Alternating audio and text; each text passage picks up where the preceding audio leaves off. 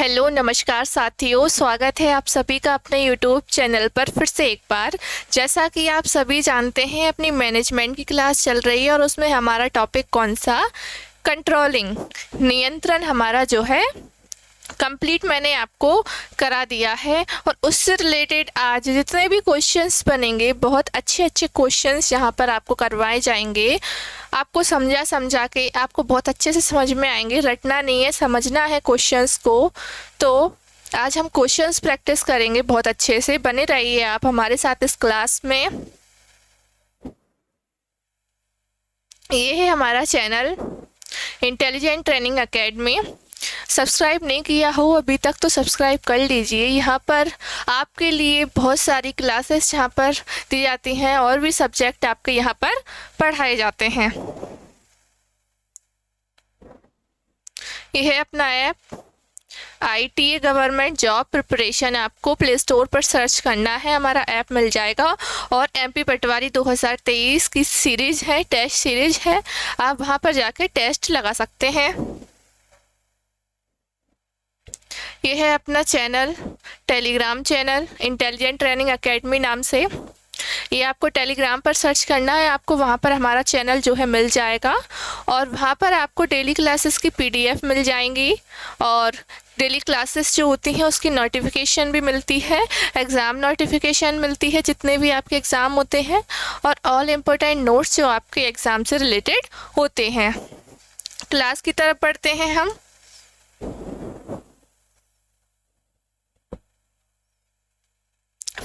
आपका देखिए first question क्या कहता है कि प्रबंधकीय नियंत्रण किया जाता है। जो प्रबंधकीय जो नियंत्रण है वो किया जाता है, किसके द्वारा किया जाता है पूछा गया है क्वेश्चन में। तो देखिए, निम्न प्रबंधकों द्वारा, मध्यम स्तरीय प्रबंधकों द्वारा, या फिर उच्च स्तर के जो प्रबंधक होते हैं उनके द्वारा किया जाता है, या फिर सभी स्तर के प्रबंधकों द्वारा। तो देखिए, जो नियंत्रण है, कंट्रोलिंग जो है आपका सभी स्तर के, चाहे वो उच्च हो, मध्य हो, निम्न हो, ये सभी स्तरों के लिए क्या होता है, ज़रूरी होता है। तो कंट्रोलिंग तीनों स्तर के लिए बहुत ज़रूरी होती है। तो ऑप्शन नंबर आपका D करेक्ट होगा। क्या सभी स्तर के प्रबंधकों के लिए कंट्रोलिंग, नियंत्रण करना आवश्यक हो जाता है।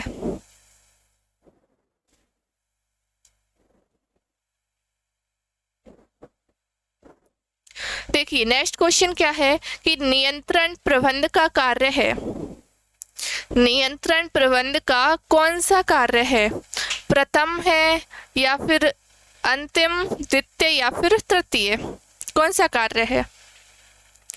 देखिए, प्रबंध के कार्य हमने पढ़े थे।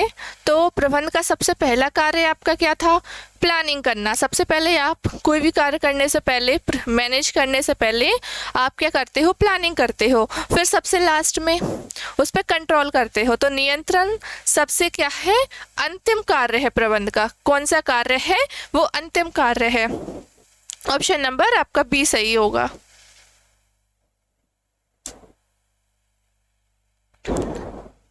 अगला क्वेश्चन देखें, नियंत्रण प्रबंध का पहलू है। जो नियंत्रण है, नियंत्रण प्रबंध है, उसका पहलू क्या है, सैद्धांतिक होगा, व्यवहारिक होगा, मानसिक या भौतिक। तो देखिए, जो नियंत्रण प्रबंध का पहलू है वो कैसा होता है, व्यवहारिक। कैसा होता है, व्यवहारिक।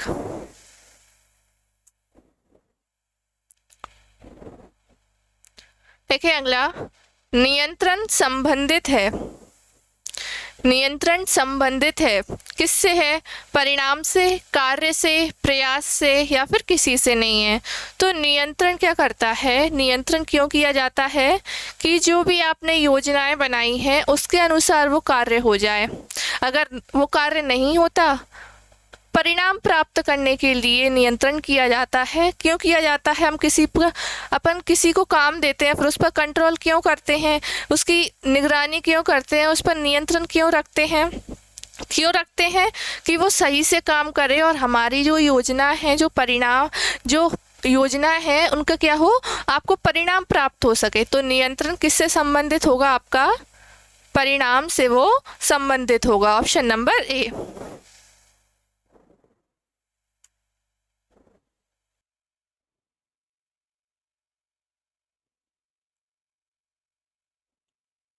देखिए अगला क्वेश्चन है आपका कि नियंत्रण का कर्मचारी करते हैं। देखिए नियंत्रण का कर्मचारी करते हैं। जो नियंत्रण होगा वो कर्मचारी क्या करते हैं? नियंत्रण का विरोध करते हैं, समर्थन करेंगे या फिर उसे नियंत्रण को पसंद करेंगे। इनमें से कोई नहीं। तो जो कर्मचारी जो होते हैं वो चाहेंगे कि उन पे कोई इतनी ज़्यादा पावर रखे, उन पे कि उन पे नियंत्रण रखे, कंट्रोल रखे उन पे, कोई नहीं चाहता है ना। तो जो कर्मचारी होते हैं वो क्या करते हैं? नियंत्रण का क्या करते हैं? विरोध करते हैं। ठीक।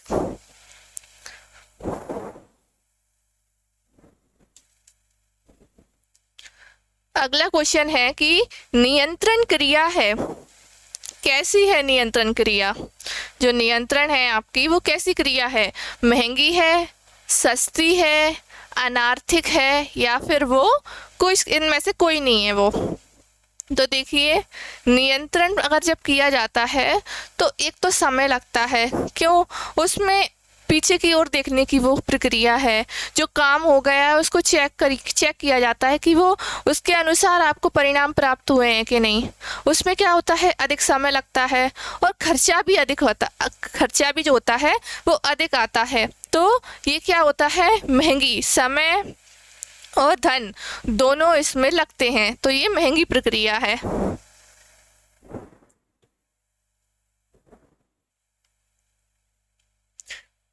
नेक्स्ट क्वेश्चन है नियंत्रण का मुख्य उद्देश्य है। जो नियंत्रण है उसका मुख्य उद्देश्य कौन सा है? भिन्नता, विचलन यानी गलती, और या फिर सुधार करना या फिर हानि। तो सीधी सी बात है, अपन किसी पर कंट्रोल क्यों करते हैं, नियंत्रण क्यों करते हैं? किस लिए? कि आपका जो गलतियां हुई हैं उनमें हम सुधार कर सकें, है ना। जो भी गलतियां हुई हैं, जो काम करते हुए गलतियां हुई हैं, हमारी योजना के अनुसार हमारा कार्य नहीं हुआ, काम नहीं हुआ हमारा, तो गलतियों को ढूंढ के क्या करना, उनमें सुधार करना क्या हो जाता है आपका नियंत्रण का मुख्य उद्देश्य। ठीक।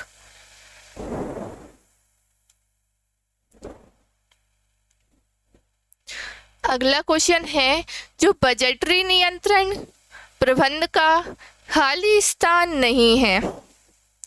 जो बजटरी नियंत्रण मैंने आपको पढ़ाया था, जो बजटरी नियंत्रण है वो प्रबंध का क्या नहीं है? कार्य नहीं है, हिस्सा नहीं है, या फिर स्थानापन्न नहीं है, या फिर इनमें से कोई नहीं। तो देखिए सभी को पता है बजटरी नियंत्रण क्या होता है? प्रबंध का कार्य है, हिस्सा भी है, जब कार्य है तो हिस्सा है। स्थानापन्न नहीं है, स्थानापन्न वो प्रबंध का कार्य नहीं है। बजटरी नियंत्रण प्रबंध का स्थानापन्न नहीं है, यानी ऑप्शन नंबर सी। समझ आया? देखें अगला क्वेश्चन है कि बजट एक खाली स्थान अवधि के लिए तैयार किया जाता है। जो बजट है वो कितनी जो अवधि है, कितना समय है, उसके लिए तैयार किया जाता है।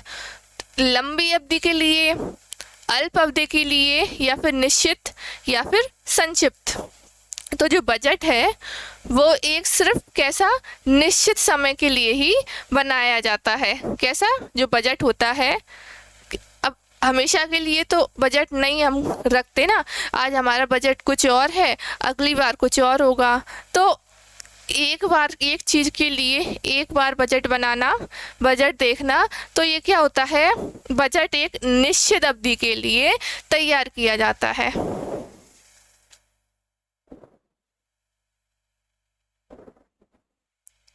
देखें बजट प्रबंधकीय नीति का खाली स्थान विवरण होता है। कैसा होता है जो बजट है वो प्रबंधकीय नीति का कैसा विवरण होता है?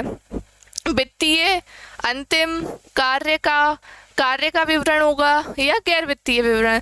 तो साफ साफ हमें पता पड़ रहा है कि बजट पैसे से संबंधित है। पैसा वित्त है ना, पैसा वित्त।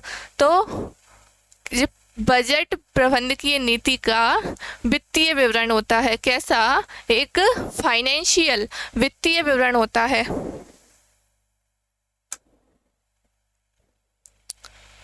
अगला क्वेश्चन है आपका, बजट अल्पकालीन और दीर्घकालीन पूर्ति के लिए बनाए जाते हैं।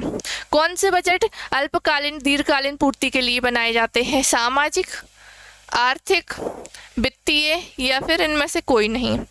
देखें, जो कौन सा बजट होता है वो होता है आपका वित्तीय बजट। कौन सा होता है? वित्तीय बजट जो है आपका अल्पकालीन और दीर्घकालीन पूर्ति के लिए बनाया जाता है, यानी कम समय और अधिक समय के लिए बनाया जाता है।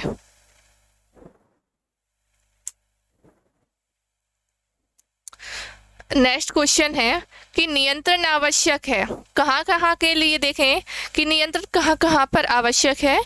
लघु उपक्रम के लिए, मध्यम श्रेणी के उपक्रम के लिए, बड़े आकार वाले उपक्रम के लिए या फिर सभी के लिए होगा। सीधी सी बात है कि नियंत्रण, हमने आपको बताया कि नियंत्रण सभी जगह के लिए लागू है ना। सभी जगह नियंत्रण लागू होता है, चाहे वो छोटा व्यवसाय हो, मिडिल बीच का हो या फिर वो बड़े आकार का व्यवसाय हो। तो जब कंट्रोलिंग अच्छी नहीं होगी तो आपका परिणाम भी आपका अच्छा नहीं होगा, है ना। योजना के हिसाब से आप काम नहीं कर पाओगे। तो नियंत्रण आवश्यक है किसके लिए? ये तीनों के लिए ही, यानी उपरोक्त सभी के लिए। Option number D.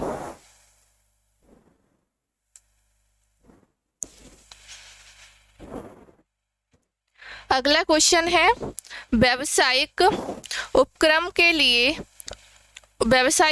में लिए नियंत्रण की आवश्यकता होती है। व्यावसायिक उपक्रम में किस लिए नियंत्रण की आवश्यकता होती है? कब होती है?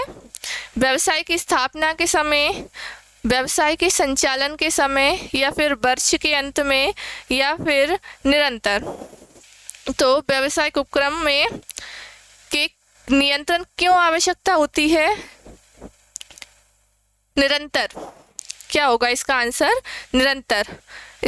अगर आप बिजनेस स्टार्ट कर रहे हो, ख़त्म भी कर रहे हो, सबके लिए कंट्रोल करना आपके लिए ज़रूर होगा, है ना। तीनों स्तरों के लिए ज़रूरी होता है। और वो कंट्रोल अगर आपने एक बार कर लिया तो आपको एक बार, ऐसा नहीं कि एक बार आपने किसी पर कोई काम पर कंट्रोल कर लिया और वो आपके परिणाम प्राप्त हो गए और फिर आप जो है कंट्रोल करना छोड़ दें, है ना, नियंत्रित करना बंद कर दें। तो ऐसा नहीं है। क्या होता है, जो नियंत्रण होती है व्यवसाय में, उसकी आवश्यकता आपको निरंतर पड़ती है। तो कैसी प्रक्रिया है नियंत्रण? निरंतर चलने वाली प्रक्रिया, सतत प्रक्रिया।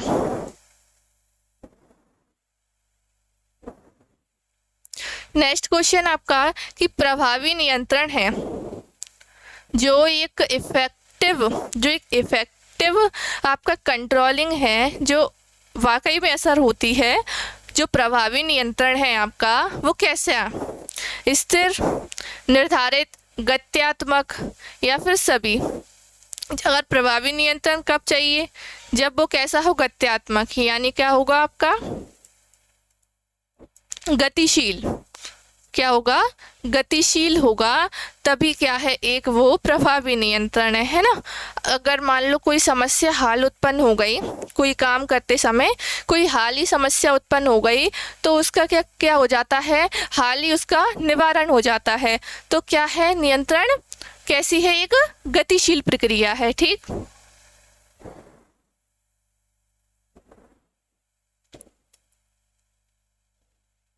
नेक्स्ट क्वेश्चन आपका, नियंत्रण प्रबंधकीय कार्य है। नियंत्रण प्रबंधकीय कार्य है कैसा? अनिवार्य होगा, आवश्यक होगा, ऐच्छिक या फिर इनमें से कोई नहीं। तो देखिए, नियंत्रण जो प्रबंधकीय जो कार्य है आपका नियंत्रण, वो क्या, अगर आप कोई भी काम कर रहे हो प्रबंध का, अगर आप कंट्रोलिंग नहीं करोगे तो वो कुछ काम आपका, सब काम आपका फेल हो जाएगा, है ना। कुछ परिणाम आपको प्राप्त नहीं होगा, गलत सलत आपको परिणाम प्राप्त होंगे। तो जब कोई बड़ा काम कर रहे हैं चाहे छोटा, तो उस पर क्या कंट्रोल करना जरूरी हो जाता है आपका। तो कैसा? आवश्यक नहीं, अनिवार्य है।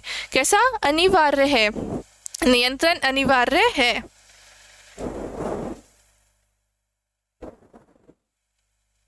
देखिए अगला, एक प्रभावी नियंत्रण तंत्र सहायक होता है। एक जो अच्छा प्रभावी नियंत्रण है वो तंत्र सहायक होता है। देखें किसके लिए? संगठनात्मक लक्ष्यों में निष्पादन में ना, कर्मचारियों की मनोदशा के संवर्धन में, और मानकों की यथार्थता के निर्णय में, या फिर सभी में। एक प्रभावी नियंत्रण सहायक किस किस के लिए होगा?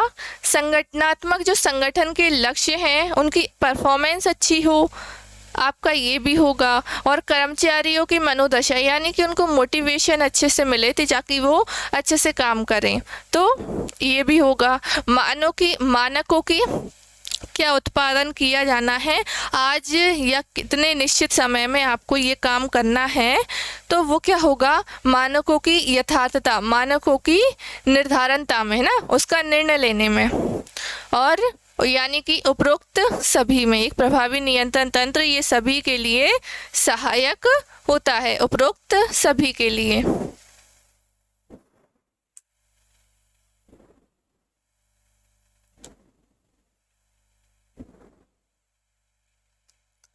अगला क्वेश्चन है आपका, एक संगठन का नियंत्रण करना कार्य है। एक संगठन का नियंत्रण करना कैसा कार्य है? आगे की ओर देखना, या फिर पीछे की ओर देखना, या फिर आगे साथ ही साथ पीछे भी देखना, या फिर सभी, इनमें से कोई नहीं। तो देखें, जब आप नियंत्रण कैसी प्रक्रिया है? ये नियंत्रण जो है आगे की ओर देखने की भी प्रक्रिया है और पीछे की ओर देखने की भी। कैसे?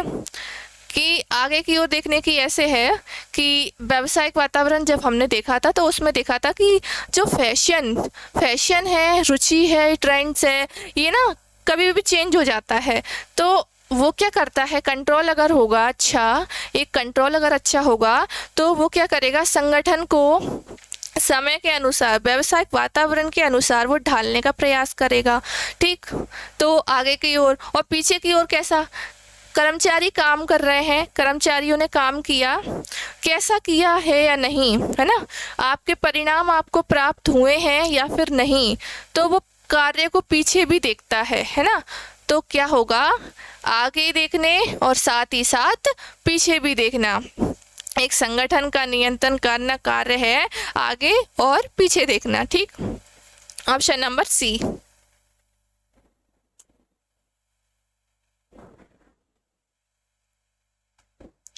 प्रबंध अंकेक्षण किसके निष्पादन पर निगरानी रखने की तकनीक है? जो प्रबंधकीय अंकेक्षण है यानी जो अकाउंटिंग वगैरह होती है वो किसके निष्पादन पर रखने की तकनीक है? कंपनी पर रखने की तकनीक होगी, है ना, कंपनी का प्रबंध की तकनीक है, या अंशधारियों की निगरानी रखने का, या फिर ग्राहक की। तो जो अकाउंट वगैरह है, जो लेखा जोखा किया जाता है, वो क्या होता है, वो किसकी निगरानी के लिए? कंपनी का प्रबंध कैसा है, कंपनी का प्रबंध कैसा है, उसकी परफॉर्मेंस कैसी है, उस पर निगरानी रखने की तकनीक है अंकेक्षण, है ना।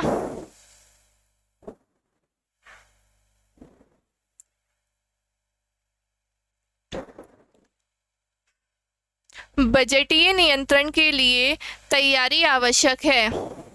जो बजटीय नियंत्रण है कि कितना क्या पैसा लग रहा है, कितना बजट लगा, तो जो बजटीय नियंत्रण होगा आपका, उसके लिए तैयारी आवश्यक है।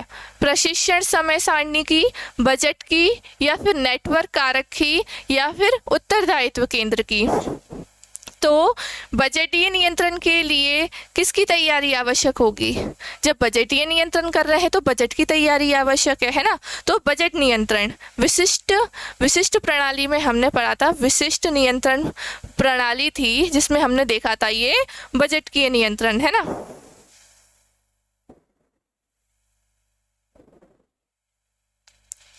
अगला क्वेश्चन है कि निम्नलिखित में से सुधारात्मक कार्यवाही में कौन उपयुक्त नहीं है? निम्नलिखित में से सुधारात्मक कार्यवाही में कौन उपयुक्त नहीं है? सुधारात्मक जो क्रिया होती है, जो कार्यवाही होती है, उनमें से इनमें से कौन उपयुक्त नहीं है? विनियोग केंद्र, या फिर एंडोसेंट्रिक केंद्र, या लाभ केंद्र, या लागत केंद्र। तो देखिए, सुधारात्मक कार्य के लिए पूछा गया कि कौन उपयुक्त नहीं होगा, तो आपका जो विनियोग केंद्र है जो इन्वेस्ट करता है वो भी आपका होगा सुधारात्मक कार्यवाही में उपयुक्त। ये नहीं होगा, आपका अलग ही दिख रहा होगा आपको एंडोसेंट्रिक केंद्र, ये आपका उपयुक्त नहीं है। आपका उपयुक्त लाभ केंद्र भी है और फिर लागत केंद्र भी है। तो ऑप्शन नंबर आपका बी।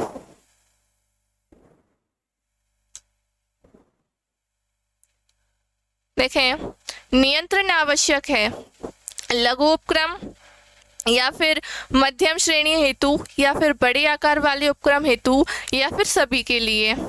तो मैंने आपको बताया कि नियंत्रण चाहे छोटा व्यवसाय हो ना, या फिर मध्यम श्रेणी का व्यवसाय हो या फिर वो बड़े आकार का हो, तो वो तीनों के लिए ही आवश्यक होता है। ऑप्शन नंबर डी, नियंत्रण ये तीनों के लिए ही आवश्यक है।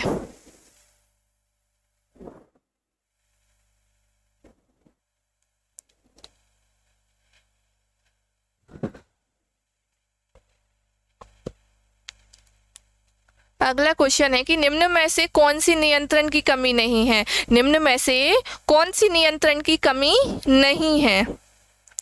व्ययशील, जो खर्चा ज़्यादा होता हो, कमियां बतानी है, कठिनाइयां या फिर सीमाएं, तो कौन सी नहीं है? व्ययशील, खर्चीली, प्रमाप निर्धारण में कठिनाई, जो मानक होते हैं कि आज कितना उत्पादन आपको करना है, तो वो कर्मचारी अपने हिसाब से काम कर पाया नहीं कर पाया, कहीं ज़्यादा काम तो नहीं है, तो इन सब के लिए निर्धारण में कठिनाई।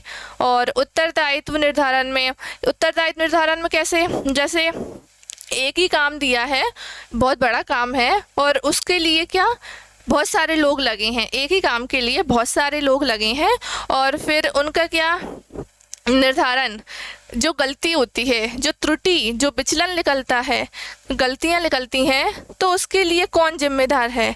अब काम तो सबने किया है ना, किससे गलती हो गई, किसको जिम्मेदार ठहराया जाए, तो इसमें आपकी कठिनाई होती है। तो ये वो है, और ये है आपका लास्ट, विचलन का ज्ञान। तो कमी पूछा गया है, तो नियंत्रण से विचलन का ज्ञान होता है, तो ये क्या है? महत्व, लाभ बता रहा है ये। तो खर्चा आपके सीमाएं हैं, प्रमाप निर्धारण में कठिनाई होती है, उत्तरदायित्व निर्धारण में कठिनाई होती है, तो नहीं है पूछा गया था, तो विचलन का ज्ञान है आपका आंसर। ठीक है,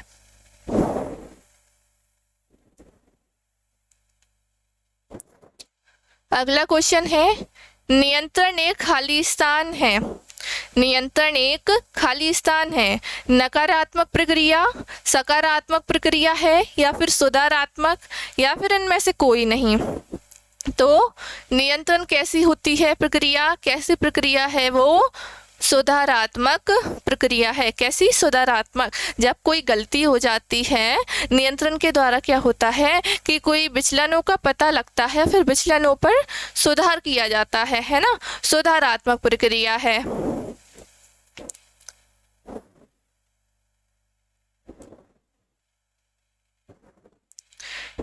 अगला है कि नियंत्रण एवं नियोजन, जो आपका कंट्रोलिंग और जो आपकी प्लानिंग है वो है, क्या है? स्वतंत्र कार्य, पारस्परिक निर्भर कार्य, और या फिर ये दोनों, या इनमें से कोई नहीं। तो देखें कि जो प्लानिंग है आपका प्रबंध का सबसे पहला कार्य, सबसे फर्स्ट जो आपका वर्क है आपका प्रबंध का, सबसे पहले क्या होता है? प्रबंध, वो प्लानिंग, नियोजन। ठीक है, तो नियोजन सबसे पहले की जाती है। अगर ये बताओ कि अगर आप प्लानिंग करो और प्लानिंग पर आपकी कंट्रोलिंग ना हो, तो क्या आपकी प्लानिंग सक्सेस रहेगी? नहीं रहेगी। और अगर आप कंट्रोलिंग आप कैसे करोगे? कंट्रोलिंग जब आपने प्लानिंग ही नहीं की होगी, तो आप क्या, किस पे नियंत्रण करोगे? तो दोनों ही क्या है, प्लानिंग को कंट्रोलिंग की ज़रूरत पड़ती है और कंट्रोलिंग को प्लानिंग की। तो ये दोनों क्या होते हैं? परस्पर निर्भर भी होते हैं। कैसे होते हैं ये? परस्पर एक दूसरे पर निर्भर, है ना, एक दूसरे पर ये निर्भर होते हैं।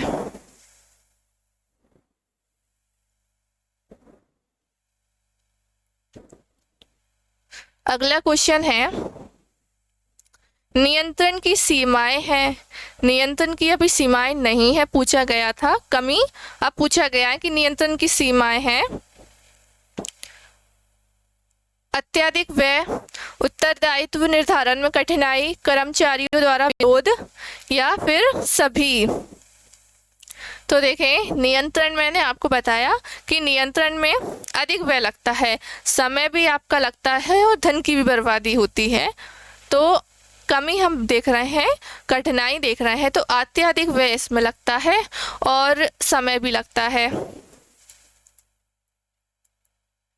तो खर्चीली हो जाती है ये प्रक्रिया। ठीक, उत्तरदायित्व निर्धारण में किसने क्या गलती की,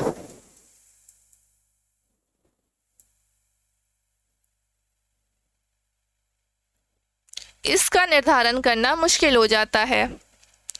कर्मचारियों का विरोध, कर्मचारियों द्वारा विरोध, कर्मचारियों द्वारा विरोध, तो नियंत्रण कोई नहीं चाहेगा कि उन पर इतना ज़्यादा कंट्रोल रखा जाए, तो कर्मचारी जो है नियंत्रण का विरोध करते हैं, तो ये तीनों के तीनों ही क्या हो जाएगी, नियंत्रण की सीमाएं होती हैं। तो आंसर आपका क्या होगा, उपरोक्त सभी, ऑप्शन नंबर डी।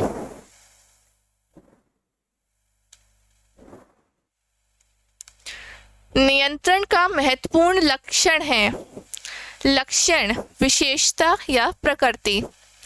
तो देखें कि नियंत्रण का जो सबसे महत्वपूर्ण लक्षण है वो क्या है, सर्वव्यापी कार्य, सार्वभौमिक प्रक्रिया, या नियंत्रण प्रक्रिया, या ये सभी। तो आप सभी को पता है, बताया मैंने कि नियंत्रण जो है एक सर्वव्यापी क्रिया है, कैसी, सभी जगह पर फैली हुई। तो नियंत्रण आपकी उच्च स्तर पर, मध्य स्तर पर, निम्न स्तर पर, तीनों ही जगह वो फैली हुई है ना। तीनों जगह आपको कंट्रोलिंग की आवश्यकता पड़ती है।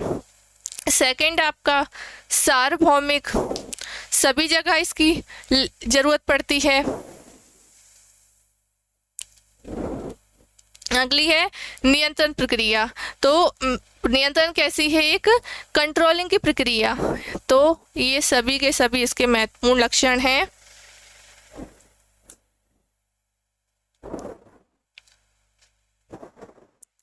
नियंत्रण एवं नियोजन है, नियंत्रण एवं नियोजन है, आपस में संबंधित हैं, एक दूसरे के विपरीत होंगे, अलग अलग होने वाले कार्य होंगे, या इनमें से कोई नहीं। समझाया मैंने आपको कि प्लानिंग और ये दोनों आपस में संबंधित हैं। कैसे हैं आपस में, ये दोनों संबंधित हैं, एक के बिना वो नहीं और उसके बिना वो नहीं, तो दोनों के साथ साथ इसमें चलना पड़ता है।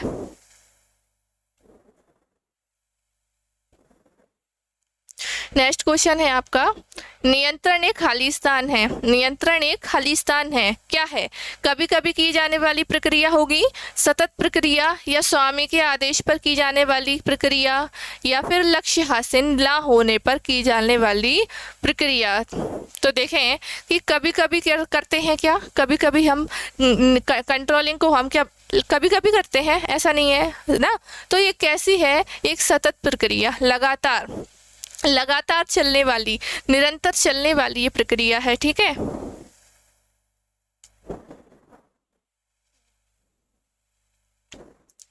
नियंत्रण का मकसद है, नियंत्रण का क्या मकसद है, इस बात के लिए आश्वस्त होना कि कार्य नियोजन के अनुसार हो रहा है, या फिर कार्यों का समन्वय करना, या अनुशासन एवं मनोबल बनाए रखना, या फिर सभी। तो देखें कि नियंत्रण का क्या मकसद होगा कि इस बात के लिए आश्वस्त होना कि कार्य नियोजन के अनुसार हो रहा है। अगर आप कंट्रोलिंग अच्छे से और सही से करोगे तो वो कार्य जो आपने प्लानिंग की है उसके अनुसार हो रहा है, ये आपको आश्वस्त होते हो इसके प्रति आप, है ना।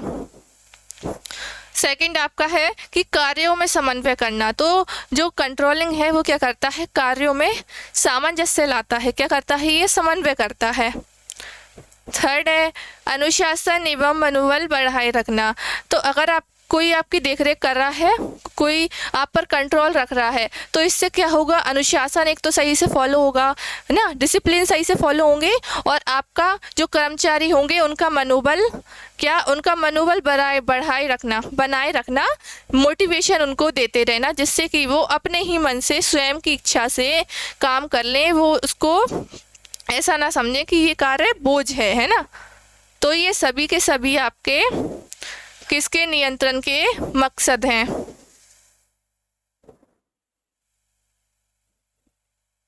नियंत्रण हेतु मानक होने चाहिए। मानक आपके दो प्रकार के होते हैं, एक आपके होते हैं संख्यात्मक मानक, दूसरा आपका क्या हो जाएगा, गुणात्मक मानक, है ना। गुणात्मक मानक में आपका मनोबल वगैरह आ गया, मोटिवेशन देना, कर्मचारियों का मनोबल बढ़ाना। संख्यात्मक में ऐसा कि आपको ये पेन है, आपको कितना इनका उत्पादन करना है, आज जैसे आज 1000 का करना है, तो ये क्या हो गया, इनका निर्धारण करना, तो ये क्या हो जाएगा आपका संख्यात्मक मानक। देखिए कैसे होना चाहिए नियंत्रण हेतु मानक, कैसे होना चाहिए, स्पष्ट, प्रमाणन योग्य, मापन योग्य या फिर सभी। तो देखें नियंत्रण हेतु जो मानक होने चाहिए वो स्पष्ट होने चाहिए, कर्मचारी समझ पाए कि हाँ ये काम करना है, इतने दिन में करना है, अब करना है, तो कार्य जो हो कैसा हो, मानक स्पष्ट निर्धारित किए जाने चाहिए। और प्रमाणन योग्य, प्रमाण किया जा सके इनका, तो उसके योग्य हो। और मापन योग्य, जो भी मानक बनाए जाए अगर वो मापने योग्य नहीं होंगे तो वो कैसे मानक, तो वो कैसे मापन योग्य होना चाहिए। यानी कि ये सभी के सभी नियंत्रण हेतु ऐसे मानक होने चाहिए।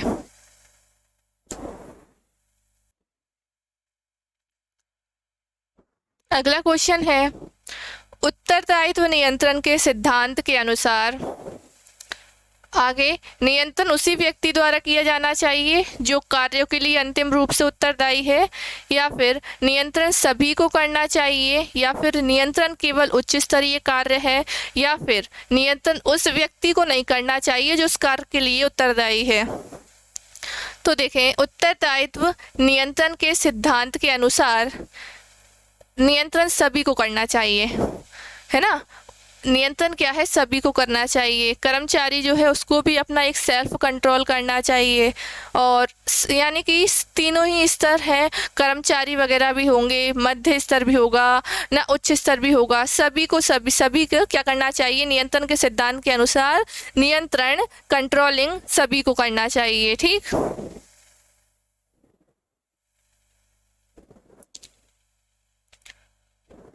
नियंत्रण संबंधित है परिणामों से, कार्य से, प्रयास से या फिर भौतिकी से। तो देखें नियंत्रण काय से संबंधित होगा, आपका परिणामों से। जो भी आपका लक्ष्य था वो आपका पूरा हो गया तो आपको परिणाम मिल गया, तो आप उसी को पूरा करने के लिए तो नियंत्रण कर रहे हो, तो क्या होगा, किससे संबंधित है नियंत्रण, परिणाम से।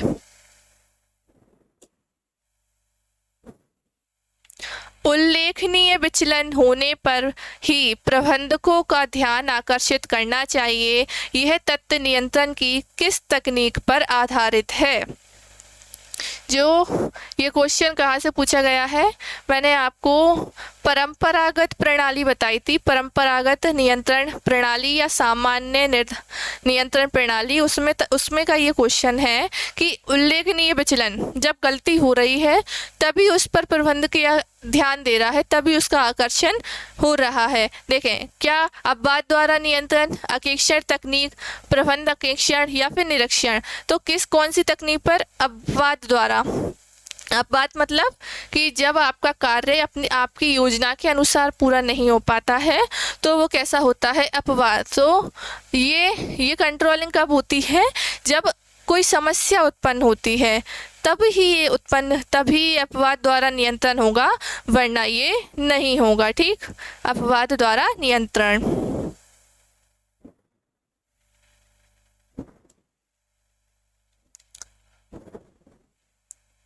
अगला क्वेश्चन है कि लागत नियंत्रण के लिए कौन सी लेखांकन तकनीक महत्वपूर्ण है? लागत नियंत्रण, कितनी लागत लग रही है उसके नियंत्रण के लिए कौन सी लेखांकन तकनीक जो है महत्वपूर्ण है?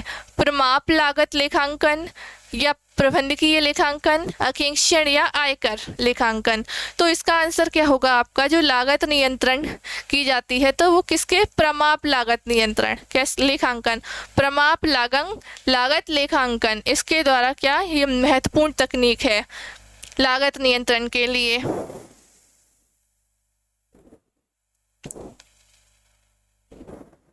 अगला क्वेश्चन है कि निम्न में से कौन सा उत्तरदायित्व लेखांकन में उपयुक्त नहीं है। इनमें से कौन सा उत्तरदायित्व लेखांकन में उपयुक्त नहीं है, यानी कौन सा इनमें से उत्तरदायित्व लेखांकन में नहीं है। कौन सा नहीं है? विनियोग केंद्र नहीं है, या फिर अंतः केंद्रित, या लाभ केंद्रित, या फिर लागत केंद्र। तो देखें, विनियोग केंद्र आपका है, लाभ केंद्र है, लागत केंद्र भी है, तो अंत केंद्रित जो है आपका लेखांकन में उपयुक्त नहीं है।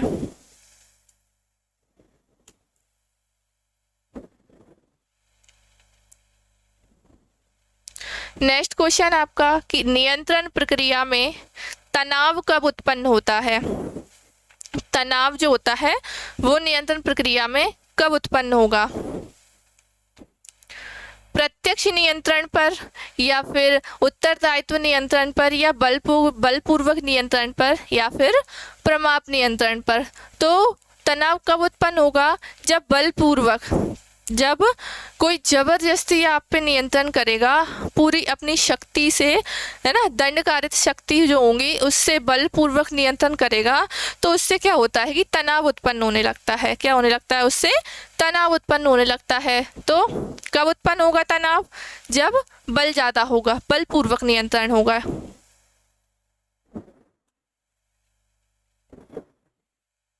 नेक्स्ट क्वेश्चन है कि श्रमिकों को कम करना, कारखाने में अनुपस्थिति को 20% तक कम करना एक उदाहरण है। यानी कि श्रमिक को कम कर दिया और कारखाने में अनुपस्थिति को, जो लोग नहीं आते थे उसका भी क्या कर दिया, 20% उसका कम कर दिया। ये काय का है उदाहरण? मात्रात्मक का, मानक का, मात्रात्मक मानक का, या गुणात्मक मानक, या फिर गलती विचलन का, और या फिर इनमें से कोई नहीं। तो इसका आंसर होगा आपका मात्रात्मक मानक। क्या? मात्रात्मक मानक कैसे? यहाँ पर आपको क्या कहीं दिख रहा है कि मनोबल वगैरह बढ़ाया गया है? नहीं दिख रहा। यहाँ पर आपको सीधी सीधी संख्या दिख रही है। मात्रात्मक या फिर संख्यात्मक आप कह सकते हैं।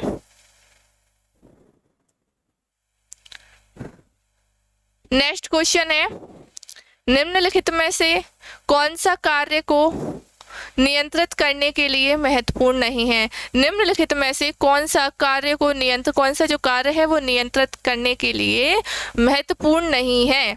यह आदेश और अनुशासन सुनिश्चित करता है, यह कार्यवाही में समन्वय को प्रतिबंधित करता है, यह मानकों की सटीकता को पहचानने में सहायता करता है, और ये कर्मचारी की प्रेरणा में सुधार करता है। तो महत्वपूर्ण नहीं है ये बात, वो बताना है हमें। तो ये आदेश और अनुशासन की सुनिश्चितता करता है, बिल्कुल करता है ना।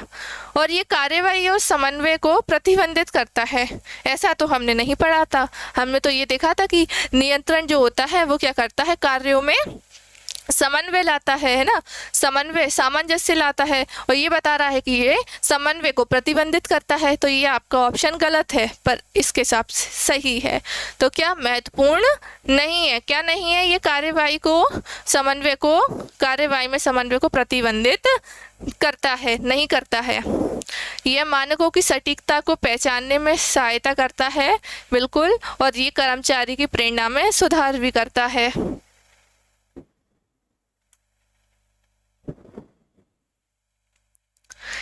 अगला है आपका क्वेश्चन कि नियंत्रण को पिछड़े यानी पीछे दिखाने वाले कार्य के रूप में जाना जाता है, क्योंकि क्या आएगा कि यह भविष्य की कार्यवाही से संबंधित है, या फिर यह पिछली गतिविधियों के पोस्टमार्टम की तरह है, विचलन का पता लगाने के लिए इसका उद्देश्य भविष्य के प्रदर्शन में सुधार करना है, या फिर सभी। देखिए, नियंत्रण को पिछड़े देखने कार्य के रूप में जाना जाता है क्योंकि ये भविष्य की कार्यवाही से संबंधित है, और यह क्या भी है, ये पिछली गतिविधियों के पोस्टमार्टम की तरह भी है, और ये आपका विचलन का पता लगाने के लिए भी इसका उद्देश्य भविष्य में प्रदर्शन में सुधार करना, यानी कि ये सभी के सभी इसका आंसर होगा, है ना।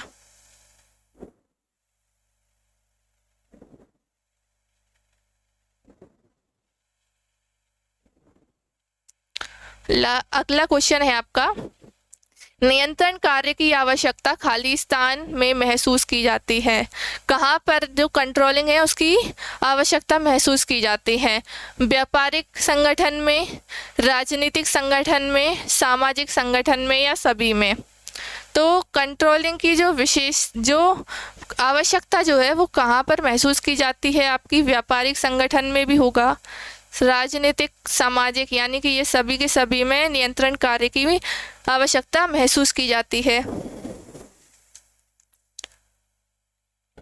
अगला क्वेश्चन है आपका कि खाली स्थान यह सुनिश्चित करने की प्रक्रिया है कि कार्यक्रम योजनाओं के अनुरूप हो। कि क्या हो? कार्यक्रम योजनाओं के अनुरूप हो। क्या?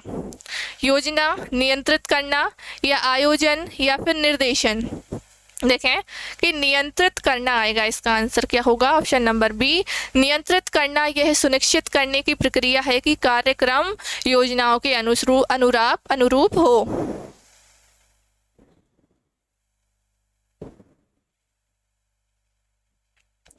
एक कृत्रिम संयंत्र निर्माण यानी मशीन संयंत्र, उसके निर्माण इकाई में एक श्रमिक के लिए निर्धारित मानक उत्पादित प्रतिदिन 50 यूनिट है और दिनेश ने दिन में 48 इकाइयों का उत्पादन करता है, तो दिए गए मामले में विचलन का मान क्या है? क्या मानक कितना उत्पादन प्रतिदिन हो? 50। उन्होंने मानक की निर्धारण कितने किए थे? 50 यूनिट के। लेकिन जो दिनेश नाम का व्यक्ति है वो क्या कर रहा है? 48 इकाइयों का उत्पादन कर रहा है। तो क्या उसने 2 यूनिट कम की हैं? तो आपका क्या होगा? ये -2 आंसर होगा।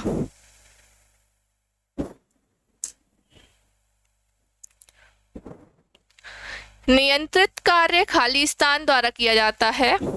शीर्ष स्तरीय, निचले स्तर, मध्य स्तर या फिर सभी? तो आपको पता है ये तीनों के तीनों ही ये इसके द्वारा नियंत्रण कार्य किया जाता है।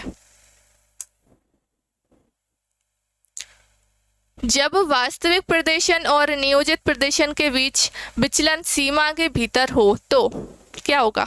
एक सीमित सुधारात्मक कार्यवाही की आवश्यकता होगी या फिर एक कोई सुधारात्मक कार्यवाही की आवश्यकता नहीं होती है, या फिर एक प्रमुख सुधारात्मक कार्यवाही की आवश्यकता होगी, या इनमें से कोई नहीं। तो देखिए, जब आपने प्लानिंग कर रखी हो, जो भी प्लानिंग इतने मानक आपको करना है आज, और जो भी वास्तविक आपका जो प्रदर्शन हुआ है वो क्या होगा, इनमें अगर कोई गलती सीमा के भीतर होगी तो क्या होगा? आपका कोई सुधारात्मक कार्यवाही की आवश्यकता आपकी नहीं होगी। क्यों? क्योंकि जो भी गलतियां हुई हैं वो एक सीमा के भीतर हुई है।